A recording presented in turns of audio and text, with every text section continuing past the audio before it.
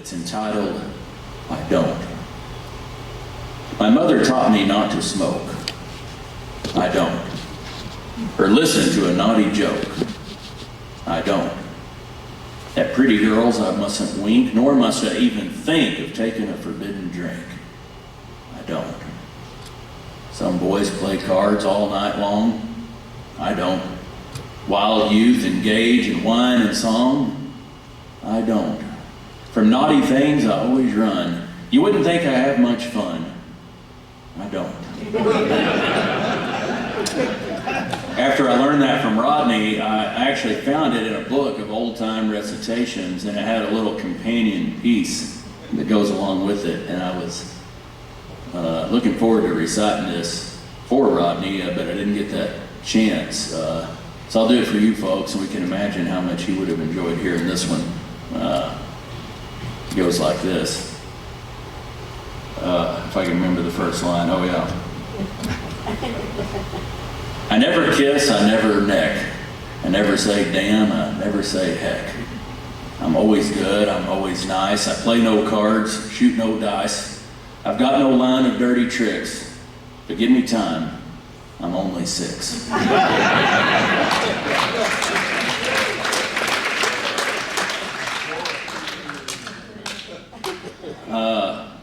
There's been some good tributes this weekend to Glenn Orland.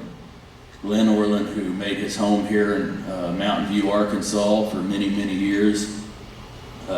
Glenn was one of the last of the true old-time cowboy singers, and was just a wealth of knowledge and experience.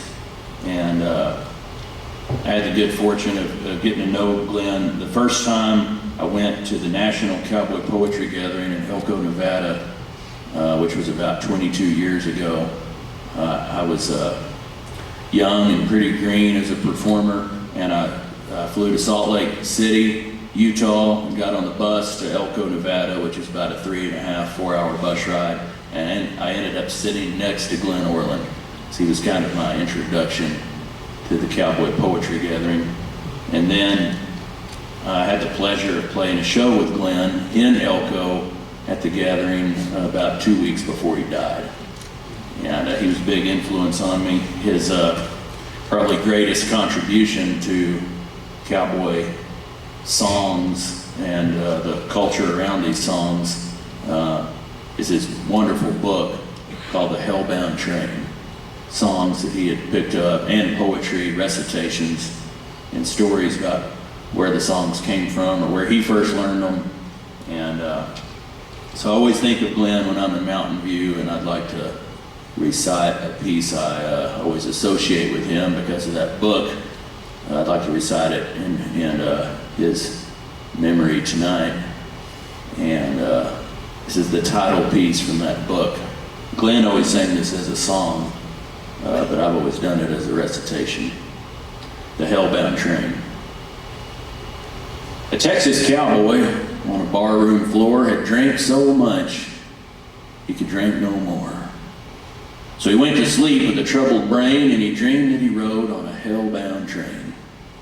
The engine with murderous blood was damp, brilliantly lit by a brimstone lamp, while a demon for fuel was shoveling bones, and the furnace rang with 1,000 groans. The boiler was filled with blood and beer, and the devil himself was the engineer. Passengers were a motley crew. There was church members, atheist, Gentile, and Jew, rich men in broadcloth and beggars in rags, and handsome young ladies and withered old hags, yellow and black men, red, brown, and white, and they was all chained together. It was a horrible sight. And the train rushed on at an awful pace, while the sulphurous fumes scorched their hands and face, and wilder the country grew, and faster the engine flew, and brighter the lightning flashed, and louder the thunder crashed, and hotter the air became, till their clothes were burnt from each quivering flame. And out of the distance there arose a yell, and the devil said, "The next stop's hell."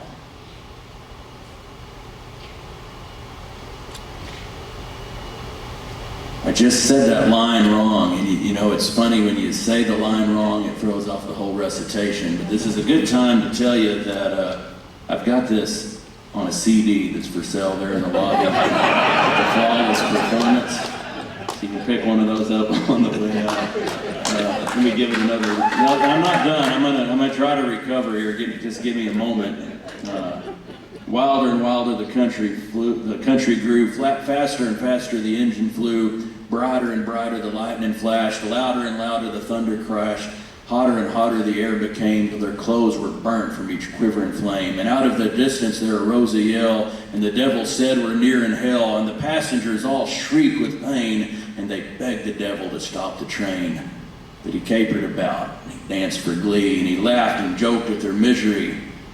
He said, "My faithful friends, you've done the work, and the devil never can a payday shirk. You've bullied the weak and you've robbed the poor, and the starving brother you've turned from your door. You've laid up gold where the canker rust, and you've given free vent to your beastly lust. You've justice scorned and corruption sown, and you've trampled the laws of nature down. You've drunk, cheated, plundered, lied, and you've mocked at God in your hell-born pride. Oh, you've paid full fare, so I'll see you through. Why, it's only right you should have your due, because a laborer always expects his hire. So I'll land you there in that lake of fire, where your flesh will waste in the flames that roar, and my demons torment you forevermore." Then the cowboy awoke with an anguished cry. His clothes wet with sweat and his hair standing high, and he prayed as he never had prayed till that hour, to be saved from his sin and the devil's power. And his prayers and his vows were not in vain, because he never did ride on a hell-bound train.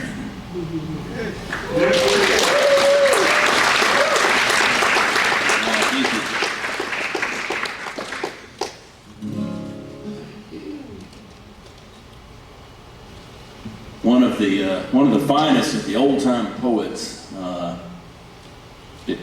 whose work kind of entered this classic cowboy poetry tradition, is a man from Las Vegas, New Mexico. His name was Squire Omer Barker. He was born in 1894, died in 1985. He was quite a character. He's known as S. Omer Barker, and he took his initials for his cattle brand, S.O.B.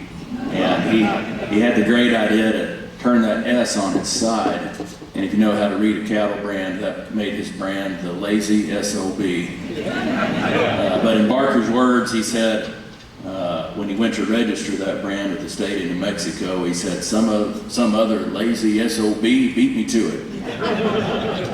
But he left behind a wealth of cowboy poems and stories, and he wrote a lot of little short poems, little two-liners and four-liners. I'll just give you a little taste of one of those. He wrote one called The Coyote that says, "The coyote of the western ranges survives despite all modern changes. He views the world with dauntless drollery and does not practice birth controllery." But he wrote this piece I want to perform for you. He wrote this in his first book. It came out in 1924.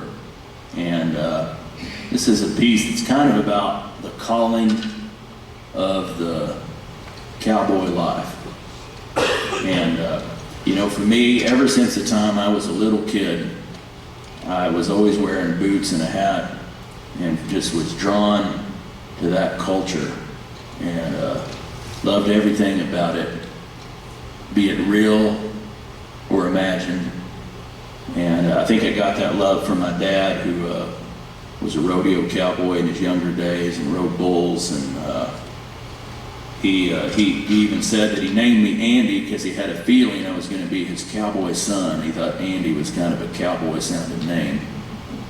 My mom, on the other hand, says I was named after a Dolly Parton song about a dog called Being Little Andy.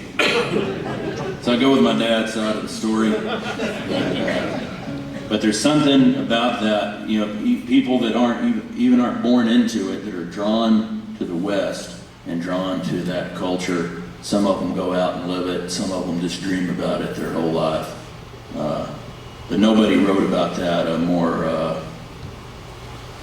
elegantly, in my opinion, than S. Homer Barker in this little piece of his that's set to music.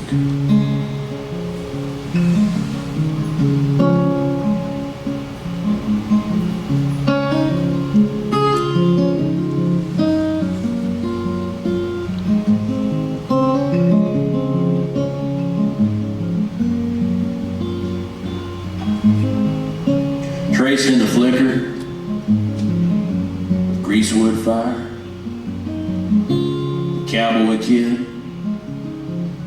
saw his heart's desire, still but a lad in a play cow camp.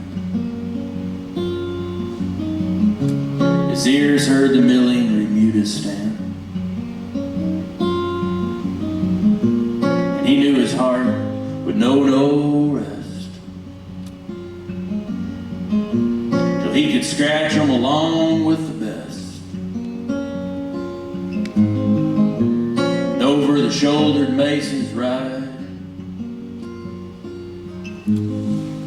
the saddle to creek with his horse's stride.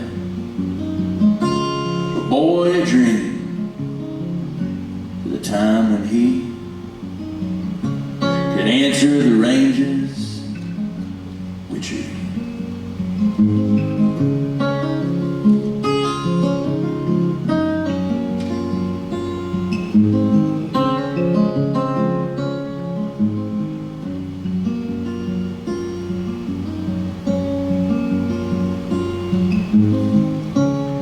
Ruddled there by the hearth fire's flame, grizzled and old as a Salem dame,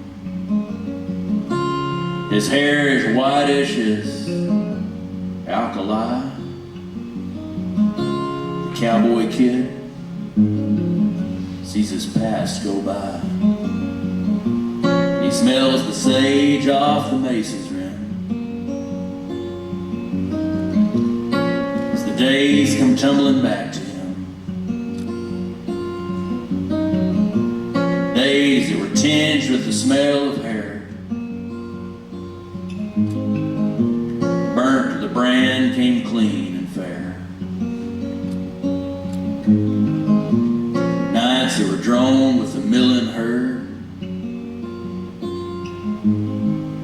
his feeble heart within him stirred, and out of the phantom in the flame, into his soul, the old call came.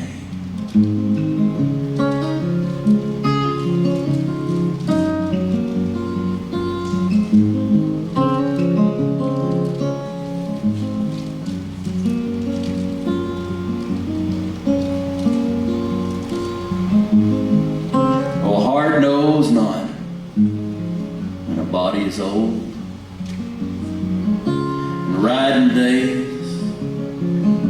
for a tale that is told, where he would saddle and over the hill, ride to the ranges that beckoned him still. And there by the fire, as he fell asleep, the old man's pulses ceased their sweep of cowboy blood through his leather veins. A west wind called from his sagebrush plains, and off to dim ranges of mounted men, the cowboy kid rode forth again.